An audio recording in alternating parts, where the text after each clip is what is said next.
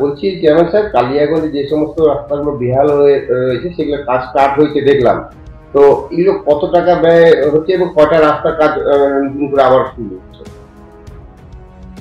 কালিয়াগঞ্জের মধ্যে কিছু কিছু রাস্তা তো অলিগলি খারাপ আছেই, এগুলো তো আমরা রিপেয়ারিং এর জন্য টেন্ডার করেও দিয়েছি।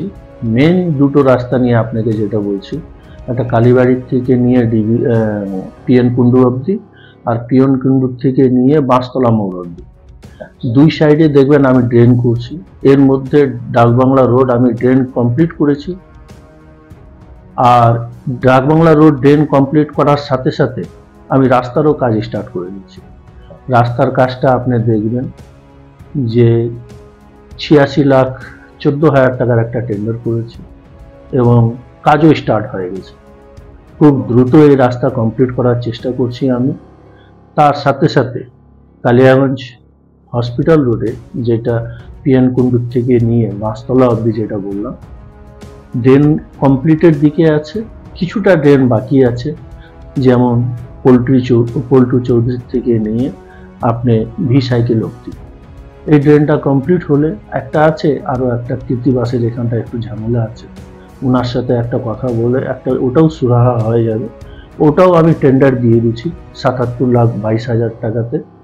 এই রোড নিয়ে খুব সমস্যা হচ্ছে, যেহেতু এই রোড দিয়ে 2-3টা স্কুল, বাজার, হসপিটাল, পঞ্চায়েত সমিতি আছে, সে নিয়ে হ্যাঁ হ্যাঁ এটা অনেক গুরুত্বপূর্ণ রাস্তা। এই রাস্তাটাও আমি আপনাদের এবং ওইখানকার মানুষের সহযোগিতা আমি খুব তাড়াতাড়ি আমি স্টার্ট করি। তবে কি নতুন বছরে কি নতুন রাস্তার কাজ সম্পূর্ণ হতে চলেছে? প্রায় রাস্তা পেয়ে যাবে ঠিকঠাক? অবশ্যই, আমাকে আরো 6 মাস টাইম দেন।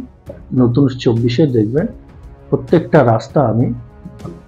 আচ্ছা, আরেকটা ব্যাপার হচ্ছে যে ভি সাইকেল ওখানে যে রাস্তাটা রয়েছে, এটা তো আমরা দেখি প্রতি বছরই অল্প বৃষ্টির ফলে প্রচুর জল জমে যায়। এই রাস্তাটা কমপ্লিট হলে বা ড্রেনটা কমপ্লিট হলে কি সেখানে কি সেই জল কি আর দাঁড়াবে, কি মনে হয়? না, আমি আপনার মাধ্যমে কালিয়াগঞ্জবাসীকে এই কথাটা দিচ্ছি। একটা বৃষ্টি হয়েছিল খুব জোরে, যেটা 1 হাঁটু জল জমে গেছিল। দেখবেন 1টা-2টার মধ্যে কিন্তু জল নেমে গেছিল। আগে যে জলটা 2 দিন 3 দিন 4 দিন স্টে করে যেত, এইবার এই জলটা কিন্তু নেমে গেছে।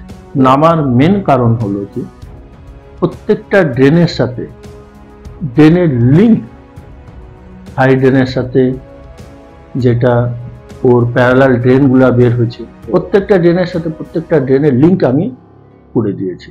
আচ্ছা, আর এই রাস্তা ড্রেনটা কমপ্লিট হয়ে গেলে, অল্প যেটা ড্রেন বাকি আছে, ড্রেন কমপ্লিট হয়ে গেলে হসপিটাল রোডে একটুকু জল জমবে না, যতই বৃষ্টি হোক জল নেমে না। এটা আপনাকে কথা দিচ্ছি আমি। এই যে রাস্তাঘাট করতে গিয়ে বা ড্রেন নতুন নির্মাণ করতে গিয়ে জনসাধারণের সহযোগিতা কেমন পাচ্ছেন? জনসাধারণের খুব ভালো সহযোগিতা পেয়েছে।